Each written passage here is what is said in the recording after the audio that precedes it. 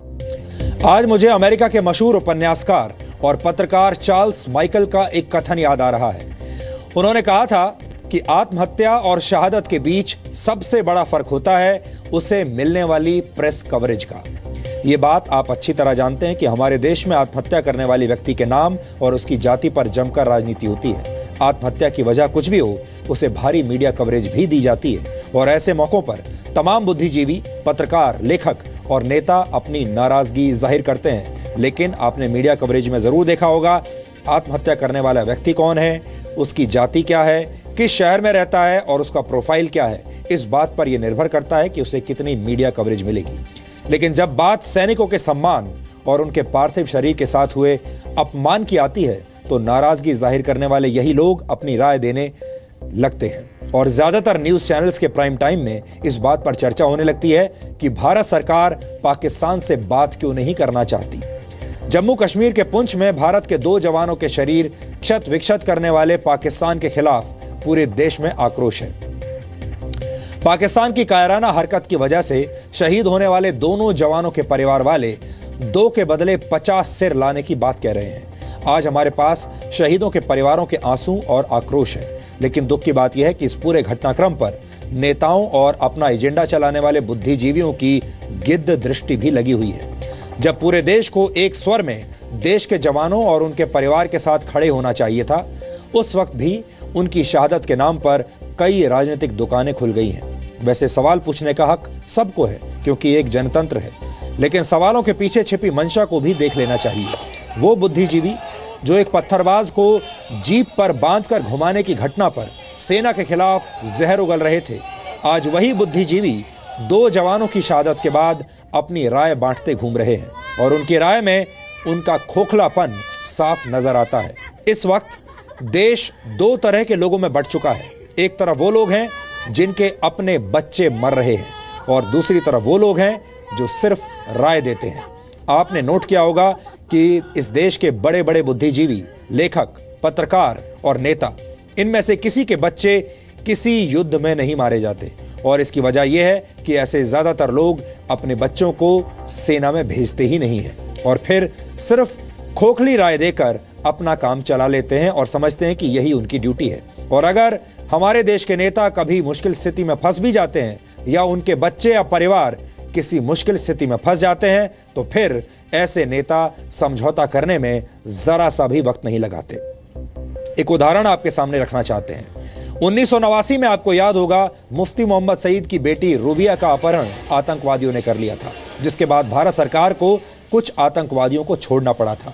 इसके लिए मुफ्ती मोहम्मद सईद को कड़ी आलोचनाओं का सामना करना पड़ा। लेकिन जब बात अपने बच्चे की आती है, जब किसी बड़े नेता का बच्चा किडनैप हो जाता है, आतंकवादियों के बीच फंस जाता है, तब सारे के सारे कानून पिघल जाते हैं। यानी उन बच्चों के लिए अलग कानून होते हैं और देश का जो आम जनता है, आम परिवार है, उसके बच्चों के लिए अलग कानून होते हैं। अगर आम इंसान का बच्चा मारा जा रहा है या फंस रहा है तो फिर कानून कभी तोड़े नहीं जा सकते, लेकिन नेता का बच्चा अगर फंस जाए तो कानून को तोड़ने में हमारे नेता जरा भी वक्त नहीं लगाते।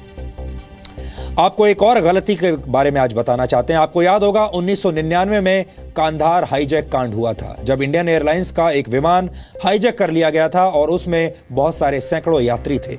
उन्हें छोड़ने के लिए भी इस देश ने अपने कानूनों को पिघला दिया था और उस दिन कई आतंकवादियों को छोड़ दिया गया था।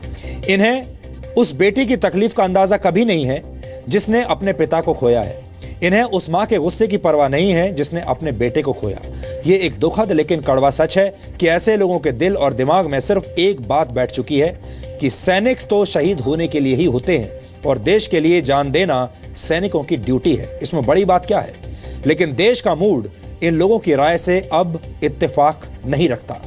बीएसएफ के शहीद हेड कांस्टेबल प्रेम सागर की बेटी अपने पिता के बलिदान के बदले 50 पाकिस्तानी जवानों का सिर मांग रही है। शहीद परमजीत की पत्नी सरकार से 10 पाकिस्तानी सैनिकों का सिर मांग रही है। पाकिस्तान ने हमारे 2 सैनिकों को मारा तो भारतीय सेना ने जवाब में उसके 7 सैनिकों को मारा और उनकी 3 चौकियों को तबाह किया। याद कीजिए, जब 2013 में पाकिस्तान के सैनिक शहीद हेमराज का सिर काटकर ले गए थे, तब भी हमने यही कहा था कि जवानों की शहादत बेकार नहीं जाएगी। लेकिन उसके बाद भी पाकिस्तान की बर्बरता नहीं रुकी। जब वो शहीद मनदीप का सिर काट कर ले गए, तब भी हमने यही कहा कि जवानों की शहादत बेकार नहीं जाएगी। और अब जब परमजीत और प्रेम सागर का शरीर क्षत विक्षत हुआ है, तो हम एक बार फिर यही कह रहे हैं कि इनकी शहादत बेकार नहीं जाएगी। हम इसकी घोर निंदा करते हैं, कड़ी निंदा करते हैं। आज शहीद परमजीत के भाई सरकार से, सिस्टम से, इस देश के बुद्धिजीवियों से, बड़े बड़े पत्रकारों से, लेखकों से, या ये कहिए कि पूरे देश से एक सीधा सवाल पूछना चाहते हैं कि जब सेना में कोई जवान भर्ती होता है तो उसकी हाइट 1 सेंटीमीटर कम होने पर भी उसे रिजेक्ट कर दिया जाता है, लेकिन आज उनके भाई का पार्थिव शरीर लंबाई में 1 फुट कम क्यों है? क्योंकि जब वो शरीर अपने घर पहुंचा तो 1 फुट छोटा हो चुका था, क्योंकि बाकी का हिस्सा पाकिस्तानी ले गए। अब इसका जवाब कौन देगा? ਜਦੋਂ ਭਰਤੀ ਕਰਦੇ ਹੋ 1 ਇੰਚ ਤੋਂ ਜਵਾਨ ਨੂੰ ਤੁਸੀਂ ਕੁਝ ਸੈਂਟੀਮੀਟਰ ਤੋਂ ਜਵਾਨ ਨੂੰ ਤੁਸੀਂ ਕੱਢ ਦਿੰਦੇ ਹੋ, ਇਹਦਾ ਕੱਦ ਨਹੀਂ ਪੂਰਾ।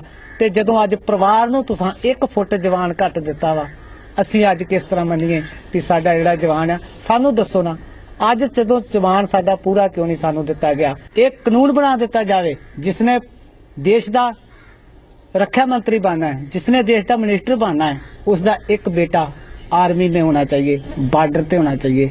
मैं वादे से कहता हूँ पाकिस्तान एक फैर भी नहीं करेगा, पाकिस्तान बंद हो जाएगा। पाकिस्तान जब भी फैर कर रहा है क्योंकि इसके बेटे नहीं है। ये बोलते हैं युद्ध नहीं है, युद्ध नहीं है। युद्ध क्या होता है? कितने जवान मरवाले गिनती है सरकार के पास? युद्ध का मतलब क्या होता है? युद्ध कैसा युद्ध चाहती है सरकार? मैं पूछना चाहता हूँ। ये लोग अपना एक एक बेटा आर्मी च देन, इन्हों के बच्चे बॉर्डर ते होंगे, पाकिस्तान दोस्ताना संबंध करेगा, इससे बच्चों के प्यार से तोहफे भेजेगा, क्योंकि मिनिस्टरों के बच्चे होंगे। पाकिस्तान गोली नहीं चलाएगा।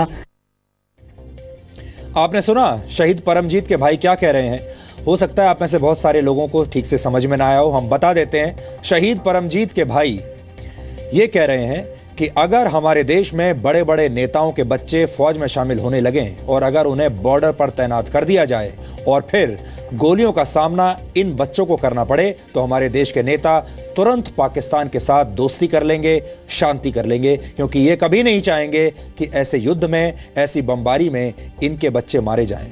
अब आप सबसे एक सवाल, हमारे देश में कितने ऐसे बड़े नेता हैं, कितने ऐसे बड़े उद्योगपति हैं, कितने ऐसे बड़े पैसे वाले लोग हैं, कितने ऐसे बड़े बड़े पत्रकार हैं, बुद्धिजीवी हैं, जिनके अपने बच्चे फौज में हैं और वो इस वक्त बॉर्डर पर लड़ रहे हैं। अगर लड़ रहे होते तो इनकी राय अब तक बदल चुकी होती।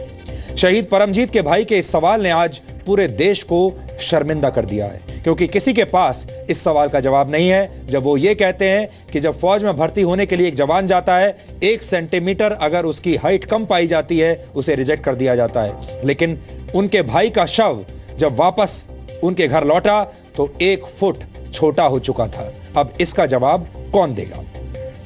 आप आज रात इसके बारे में सोचिएगा। पिछले 24 घंटों से जो लोग कड़ी निंदा और घोर निंदा की चादर ओढ़कर सोए हुए हैं, उन्हें आज नींद से जगाना जरूरी है। फिर चाहे वो सरकार के नुमाइंदे हों या फिर पाकिस्तान की भक्ति में डूबे हुए हमारे ही अपने देश के लोग हों।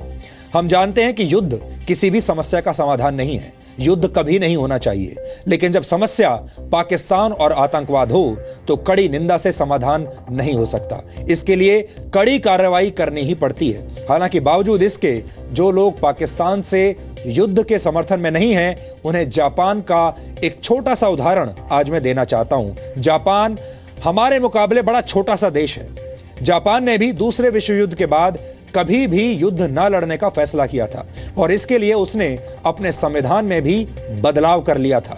लेकिन 72 साल बाद अब जापान पर संकट छाया हुआ है और नॉर्थ कोरिया की तरफ से उसे बार बार धमकियां मिल रही हैं। ऐसी स्थिति में जापान भी अपनी 72 साल पुरानी कसम तोड़ने की तैयारी कर रहा है। कल ही जापान ने अपने सबसे बड़े वॉरशिप इजुमो को नॉर्थ कोरिया से सटी समुद्री सीमा पर भेज दिया है।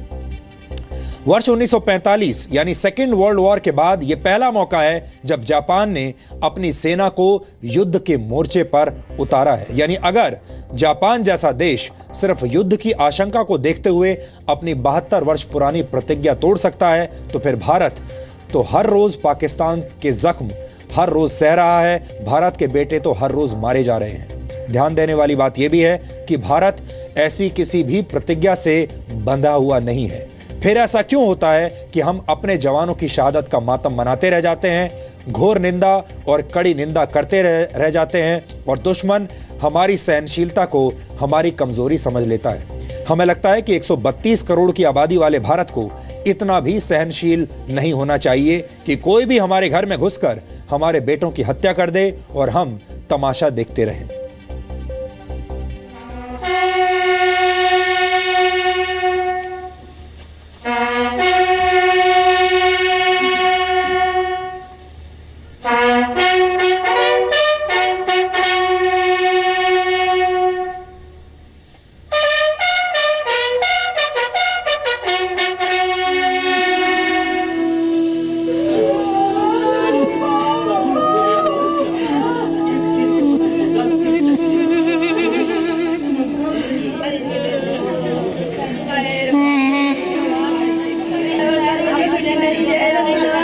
पापा हमारे शहीद हुए हैं तो हम एक सिर के बदले 50 सिर हम लेंगे। हमारे भाई साहब ने शहीद हो गए देश के लिए, कोई बात नहीं, हमको काफी देश के लिए शहीद हैं तो फक्र है, कार्रवाई करें। प्रधानमंत्री देश वास्ते शहादत दिती पर सानू ते लभना नहीं, बच्चों ਨੂੰ भी बाप नहीं मिलना। हुण देश ਨੂੰ ਤੇ सब कुछ मिल जाएगा। सुपने नाल लैके चल गए, उम्मीदां नाल लैके चल गए। उन्होंने कहा सी एक सिर लैणगे 10 सिर लियावांगे, सानू 10 सिर लिया के देने चाहिए। ਅਸੀਂ ਕੀਮਤ ਨਹੀਂ ਮੰਗ ਸਕਦੇ, ਜਵਾਨ ਦੀ ਕੋਈ ਕੀਮਤ ਨਹੀਂ ਹੁੰਦੀ। ਪਾਕਿਸਤਾਨ ਨੂੰ ਸਰਕਾਰ ਜਵਾਬ ਨਹੀਂ ਦੇ ਸਕਦੀ, ਹਿੰਦੁਸਤਾਨ ਦੀ ਸਰਕਾਰ ਆਰਮੀ ਨੂੰ, ਸਾਡੀ ਆਰਮੀ ਨੂੰ ਖੋਲ ਦਿੱਤਾ ਜਾਵੇ। ਸਾਡੀ ਆਰਮੀ ਬੱਧੀ ਹੋਈ ਆ। ਮੈਨੂੰ ਮਾਣ ਮਸ਼ੀਦ ਦਾ ਪੁੱਤਰ मेरे पापा देश के शहीद है, मैंने उन्हें ते बहुत मान। इतनी घटना हुई इतनी, जब तो बला दिए कि चलो एक सिर के बदले में 10 सिर लाएंगे, और अभी तक कछु भयो ना है। अब तो सरकार करनी चाहिए, आर पार करनी चाहिए। जब तक आप पाकिस्तान से हेलो हेलो करते रहेंगे, वो अंदर ही अंदर क्या ना अंदर ही अंदर ऐसी छुड़ियां मैं चलाता रहेगा। और एकदम क्लियर दुश्मन का मतलब दुश्मन है, ऐसे पखंड जो है ना वो नहीं चलेंगे। दोबारा स्ट्राइक करने का वक्त आ चुका है। हमारे पास साधन है, जरूरी नहीं है हम LOC को पार करके कोई ऐसा एक्शन करें। LOC के इधर से भी हमारे पास हथियार हैं जो पाकिस्तान को सजा हम दे सकते हैं और देनी चाहिए। इमराज का सर कटा था, आपको याद होगा, तो सुषमा जी ने क्या कहा, 1 से बदले 10। प्रधानमंत्री जी से पूछना चाहते हैं 2 के बदले कितने? This is not a time to speak about that. We are here to mourn and to pay tribute to the martyr, and we are with the family, the whole force, BSF, Indian Army, the whole country is united at this moment. So it is not good to pass a comment at this point of time.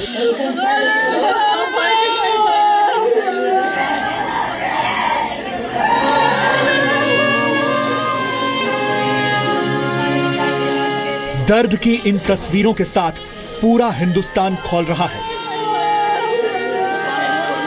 हर आंख में आंसू है, हर आंख में गुस्सा है, और हर किसी की जुबान पर सिर्फ और सिर्फ इंतकाम है।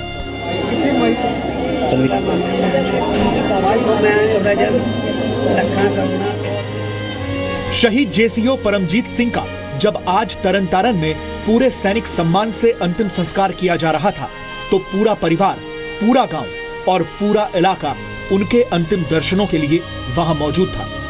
लेकिन उसी भीड़ में कुछ सवाल भी मौजूद थे जो आज शहीद का परिवार पूछ रहा है। सवाल यह है कि रोज रोज क्यों मरते हैं जवान?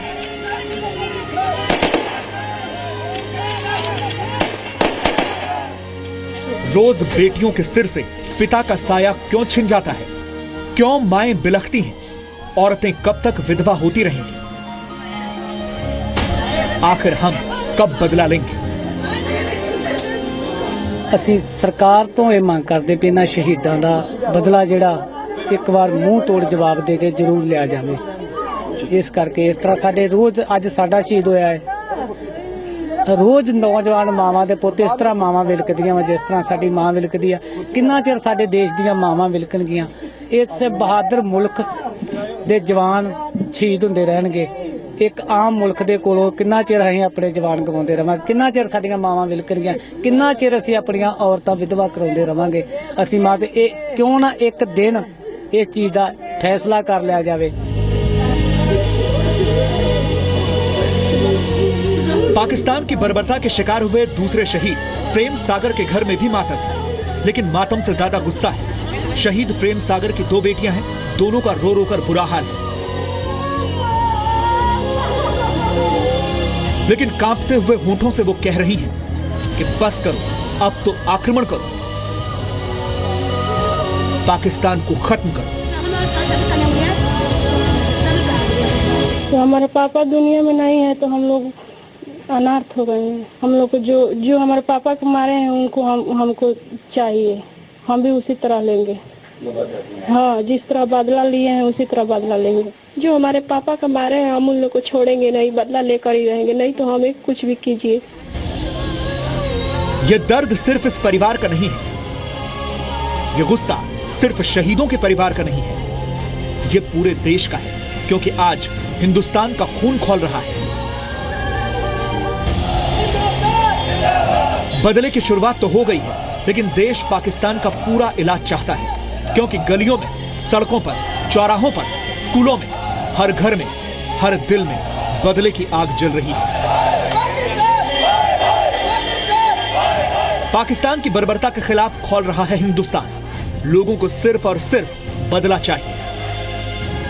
उनके साथ बहुत वैसे ही व्यवहार होगा जैसा कि वो किए हैं, क्योंकि ताली तो एक हाथ से बजती नहीं है। तो भारत बहुत सह चुका, बहुत कर चुका, अब उनको जवाब देने का वक्त आ गया है। इतना जान लो पाकिस्तान, अगर आप सही नहीं हो तो हम भी सही नहीं हैं, अगर आप शेर हो तो हम सवा शेर हैं। आपकी युद्ध चिया तो सुन ले, नामो निशान नहीं होगा, कश्मीर तो होगा लेकिन पाकिस्तान नहीं होगा। अब इस प्रकार से हमला करना चाहिए कि पाकिस्तान को नक्शे से हटा देना चाहिए। हम कब तक सहते रहेंगे आप बताइए। पाकिस्तानियों को सिर्फ एक ही कि अगर वो 2 गर्दन काटते हैं तो हमें उनका 100 गर्दन काटना चाहिए। और हमारे वीर भाइयों को आगे करें, अभी पाकिस्तान को जवाब मिल जाएगा कि उनकी औकात क्या है और किससे नजर मिलाने का कार्य कर रहे हैं, वह भारत है। कड़ी निंदा हो चुकी है, इसी कमरे में बैठ करके माननीय मंत्री जी लोग कड़ी से कड़ी निंदा कर दे रहे हैं, अब उस निंदा करने का समय नहीं है।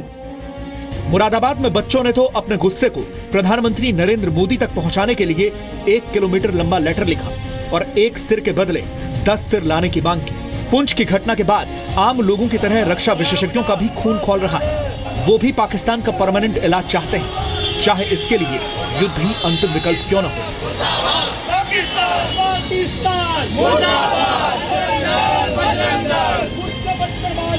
उत्तर है भारत माता की, इंडियन आर्मी आगे बढ़ाओ। यदि वो मारेंगे हम मारेंगे, हम मारेंगे वो मारेंगे, एक सही जवाब, परमानेंट जवाब की जरूरत है पाकिस्तान को। और आपको समझना चाहिए, गवर्नमेंट समझे, बड़े नेता समझे। ये सिर्फ ये दर्शाते हैं, उनका फ्रस्ट्रेशन दिखाते हैं। ये ऐसे एक कंडेमनेबल एक्ट है, इसके बारे में जितना हम कंडेम करें उतना कम रहेगा।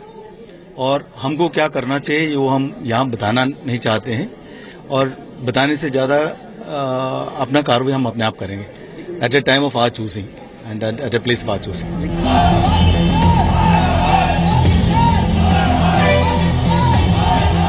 पाकिस्तान युद्ध के नियम ना तो मानता है और ना ही उसे सैनिकों के शरीर क्षत विक्षत करने में जरा सी भी हिचक है। ये सही है कि हम में और उनमें थोड़ा फर्क है और ये फर्क रहना चाहिए। परमवीर चक्र नेता योगेंद्र सिंह यादव साहब, क्या किस तरह से जवाब देना चाहिए सेना को जो कल घटना हुई है? देखो, कायरता का जो है कायरता से नहीं, कायरता का बहादुरी से, और बहादुरी से दिया जाएगा। जिस तरह से हमारे सैनिकों के साथ कल पाकिस्तान ने किया है, किस तरह से आप लोग जब उनसे लड़ते हैं तो आप लोग क्या पैमाना रखते हैं? नहीं, हम लोग तो सीधी बात है कि जो हमें टास्क मिला हम तो उसको पूरा करते हैं, लेकिन हम डेड बॉडीज के साथ कभी ऐसे हरकत नहीं करते हैं। आपने एक उदाहरण बताया करगिल वार का, क्या था उधर? नहीं, करगिल वार का जैसे मैंने बताया था कि हमने जो पाकिस्तान की जो वहाँ पे सैनिक थे उनको जब मारा था, वहाँ पे जो पोस्ट हमने कैप्चर किए थे, तो जो उनकी डेड बॉडी वहाँ पड़ी थी, पाकिस्तान गवर्नमेंट ने और आर्मी ने उन्होंने लेने से मना कर दिया था। तो उनकी जो डेड बॉडीज थी, तो हमारे सीओ साहब ने कहा कि इनकी डेड बॉडी को हम यहीं पर ही एक सैनिक सम्मान के साथ वहाँ पर दफनाएंगे। तो हमने वही किया। हमारे सीओ साहब ने वहाँ पे मौलवी को बुला के और उसके बाद वहाँ पे उनका पाकिस्तान का झंडा ला के उनको जैसे हम अपने सैनिकों को सम्मान के साथ यहाँ देते हैं, वैसे हमने वहाँ पे खड्डा करके सेम रीति रिवाज के साथ उनको वहाँ पे दफनाया था। आपने कहा कि हम लोग दोनों अपने देश के लिए लड़ते हैं, लेकिन कल जो पाकिस्तान ने किया इसका जवाब क्या होना चाहिए? देखिए सर, लड़ते हैं, मैंने जैसे पहले बताया कि हम देश के लिए लड़ते हैं, अपने बॉर्डर की रक्षा के लिए हम वहाँ पे तैनात होते हैं, लेकिन जो हरकत है वो गलत है, जिस तरीके की हरकत हुई है वो गलत है। लेकिन इसका मतलब ये बिल्कुल भी नहीं हुआ कि हम उनके सैनिकों के पार्थिव शरीर को सम्मान दें और वो हमारे सैनिकों के शरीर का अपमान करें। अब वक्त आ गया है कि हम अपने जवानों का बलिदान नहीं देंगे, बल्कि आक्रमण करेंगे, और ये आक्रमण ऐसा होगा कि पाकिस्तान इतिहास के ताबूत में गड़ जाएगा।